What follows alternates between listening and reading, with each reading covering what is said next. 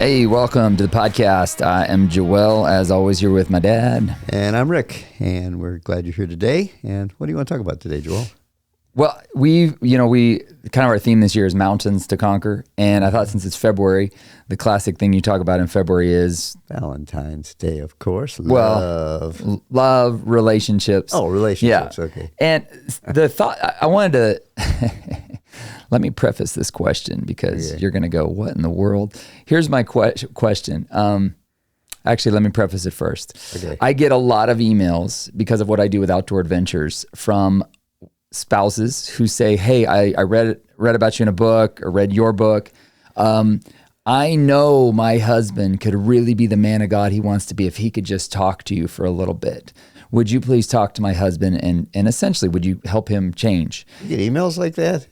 All the time. Oh my right? goodness. Yeah. Wow. So what I realized is, I used to be like, yeah, let me call them. And I'd call them and it'd be this hard to get a hold of them. Finally, I'm like, here's my number. Have your husband call me. Yeah. They never call. Are they signed by Misguided Woman? Because, come on. It happens all the time. I get this. Like you love in theory, there's nobody you should love more in this world besides God than your spouse. And you see what they could be and you go, they're not becoming what I think they could be. So they call me and they go, would you talk to him? I just know he can change. And I've learned a couple things. First of all, never help somebody who doesn't want to be helped.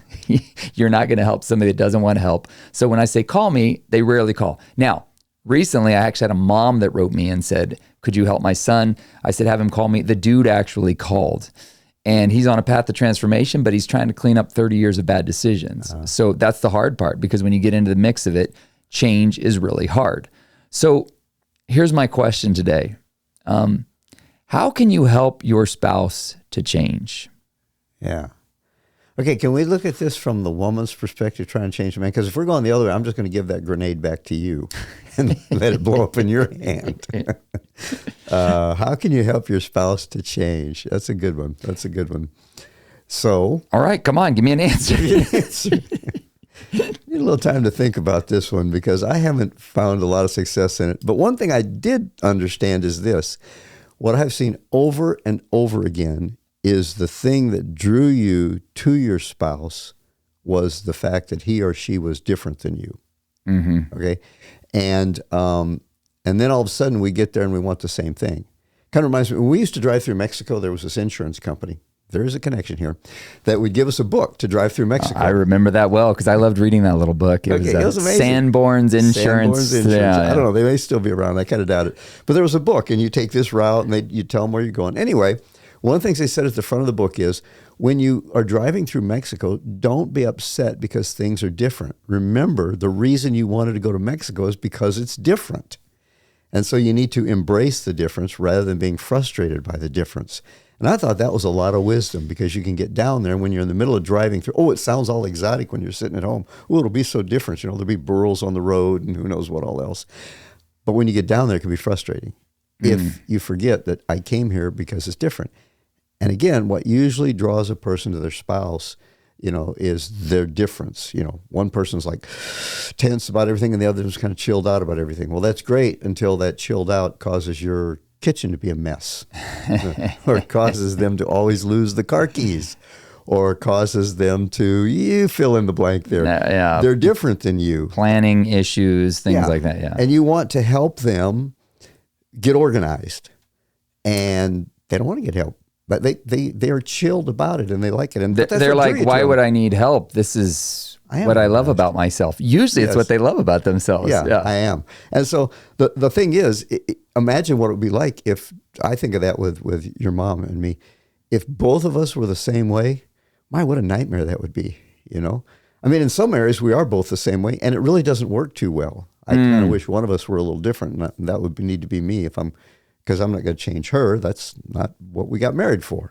I'm not to be the change agent in her life. And what she's done, she could tell you herself, and she's told me multiple times, is when she gets frustrated with me and wants me to change, she just starts praying. And somehow it works for her. She doesn't write to somebody and say, talk she to my write to her son, hey, can you change Dad? Yeah, she knows that's not going to work. So she talks to Dad. Hey, Dad, can you change my husband, And and there's been some times where something has come about. I felt an area where I needed to kind of spiff it up a little bit, and I found out it was a result of her prayer, which is a good thing she didn't tell me I was praying. Otherwise, she was praying. Otherwise, I would have been more resistant to it, because that's just the old Adamic nature that's still inside there. I don't want to become what somebody else wants me to become. Does that make sense? Yeah. So that's not a good idea to tell your husband, hey, this guy's going to help you become who you need to be. Boy, man, that immediate is like, I'm not calling that guy no matter what, Might be a wonderful guy, but there's no way I'm talking to him. So I can tell you more how not to change your spouse. Well, so this brings up an even bigger philosophical question. When I was getting my master's degree in counseling, the first day, literally the first day in our orientation, the sweet old professor called us together, put us in a circle, and he said, wow, why did you get into counseling? And 9 out of 10 people are like, counseling was so helpful for me, and that's what caused me to change, right?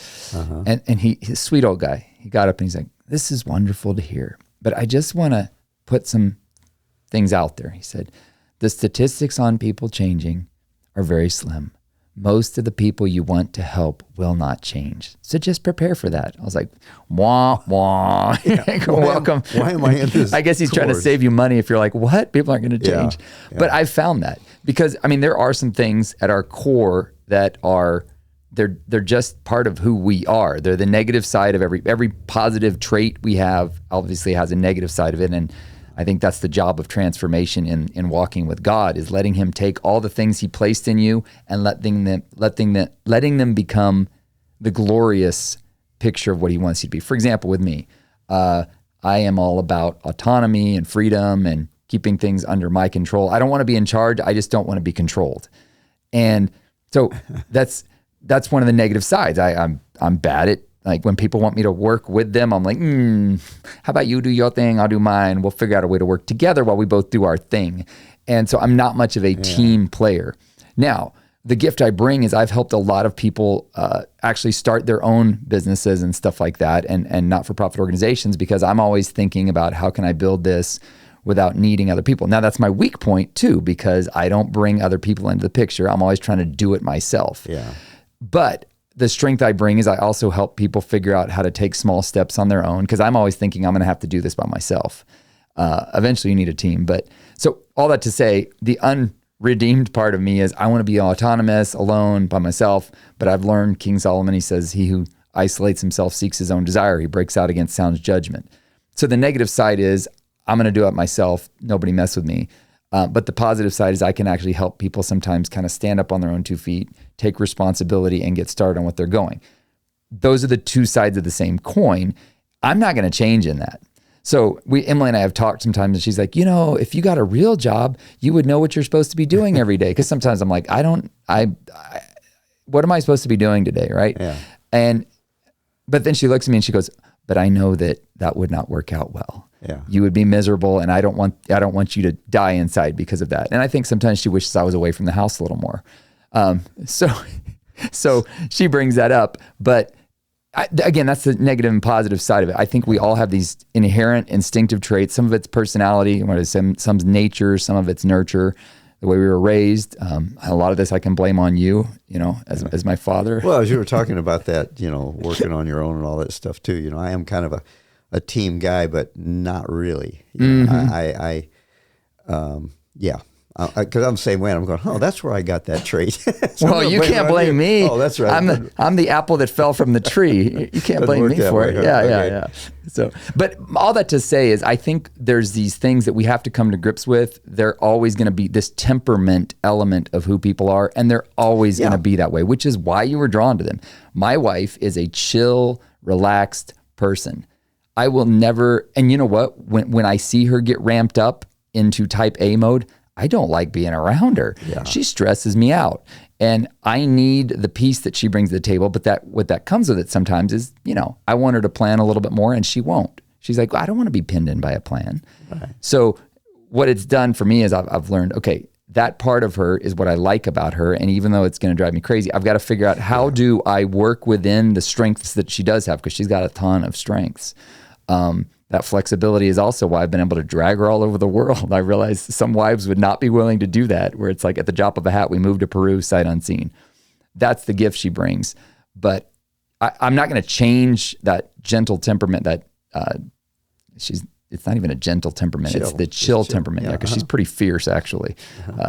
But you're not going to change that, but you learn to value that and work within that, and also see that it kind of balances you out in some ways. Yeah. That's the thing. And, I would disagree with your professor there about people don't change. They just change slower than we would like them to change. Right. Yeah. And so if you're like a counselor and you feel like, well, in 5 sessions we'll be done, it's not going to happen that way. And so we do change. All of us change. You look at your own life. You are not who you were. If you are who you were 5 years ago, you died 5 years ago. Right. You're dead inside. You just don't know it. You need to go find a hole and crawl in it because you're already dead. But because we do change, we just change slower than we probably want to ourselves. We get frustrated. I get frustrated with myself. It's like, oh man, I thought I'd changed in that area. And there I go back to the same way, same thought pattern, same behavior pattern or something. But we do change. Which is where I, as a Christian, obviously I didn't finish my story there because I got distracted, but I realized actually I have seen people radically change. Mm-hmm. I think about a guy that used to go to our church who was the most grouchy, grumpy, he was the worst guy. I'm like, why do you even come here? Like, you hate life and everything. And stand in the foyer and greet people and share with them how much he hated life. That was the problem. Yes. Yeah. And I remember I took off for China for literally like 3 weeks. And when I came back, I could not recognize this dude, almost physically could not recognize him. Yeah. And I asked what happened. He had found out he had a terminal illness and he started getting counseling.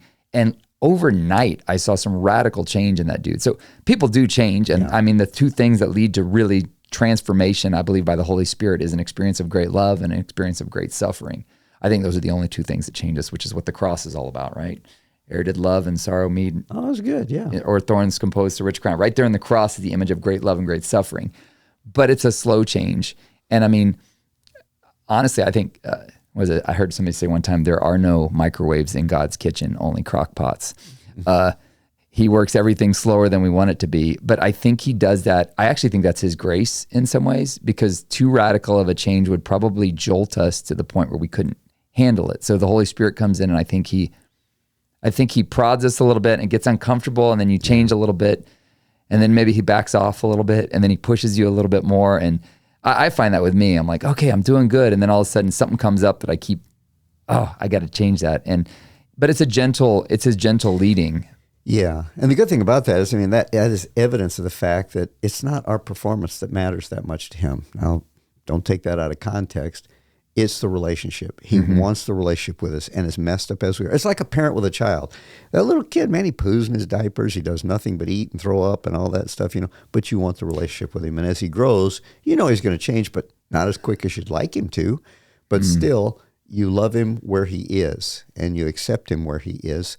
And that's what God's love is for us. It's not based on our performance. It's not based on the fact that we're somehow perfect. He knows what we're made of. Yeah. And he's the one who chose to make us out of dirt. Which I guess is why marriage is supposed to be for a lifetime. We change slow. So the gift he's given to help you change and just keep rubbing off the rough edges iron sharpening is supposed to be for a lifetime. And, in the ideal world, that's what it is. But so if all right, let's just close it with this. Okay. You've got a spouse, you're frustrated. You're going, I see what they could be. Like they could be this amazing person and they're just not living up to their potential. What is a practical step you could take besides saying, here, talk to this guy? Yeah. What's your take? I've got my take. What's your take? I'd say change your focus. I used to have this counselor, the pastor at the church, that when your mom and I were newly married, we were both on staff at a church, and I'd go to him and I'd be complaining about something, and he would just start to tell me what a wonderful wife I had. She is this, she is this, she is this. And I'd go out of there going, yeah, you're right. And I realized the guy's just setting me up. He never really gave me any counsel about how to help her change. He just reminded me of why I fell in love with her and why we were married in the first place. And so I would just say, change your focus. And it's amazing. If you will begin to focus on the positive in a guy and begin to praise him and begin to, you'll see change. Because guys thrive off of positive compliments. They need to feel adequate. They need to feel accepted. We all need love and acceptance. And men particularly need acceptance more than love. And if you'll honor, like Bible says, honor and respect a guy for who he is, you'd be amazed what he might then begin to become. But don't do it as a manipulative thing. Do it because you really are honoring and respecting the positive thing, because there's got to be something positive, because at one point in time, you were crazy enough to say, I do, and I will to that guy. So change your focus. Focus on the good things, amplify those, and the negative things will become smaller, but forget those, ignore those. That leads to right into mine is I was going to say, when you start to see him moving in the right direction, affirm, because we go where we're affirmed. We men, if you're being heroic, we're like, we rise up. And so any tiny, small step you see in the right direction, affirm that. If you want your spouse to change, you affirm any small step in the right direction. So you say, man, I wish he would lead us more in getting us to church on Sunday and make that a thing. The one Sunday where he says, hey, let's all make sure we're going to church, you affirm that. Oh, this makes me feel so at peace that you're leading the family in this. And man, it just really makes me more attracted to you. Guys, you do that kind of stuff and guys will go in that right direction. Yes. And the other thing is, if you don't see him on the outside, you can know fireworks are going off on the inside. He's going to be kind of cool about it because he's a little bit embarrassed probably, but you can know that something's happening inside. So follow up on that. Keep affirming the positive things.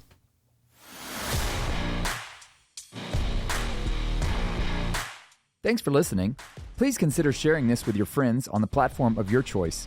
For more from Joël Malm, visit joelmalm.com. For more from Rick Malm, visit rickmalm.com. Our podcast music was produced by Alex Burleson.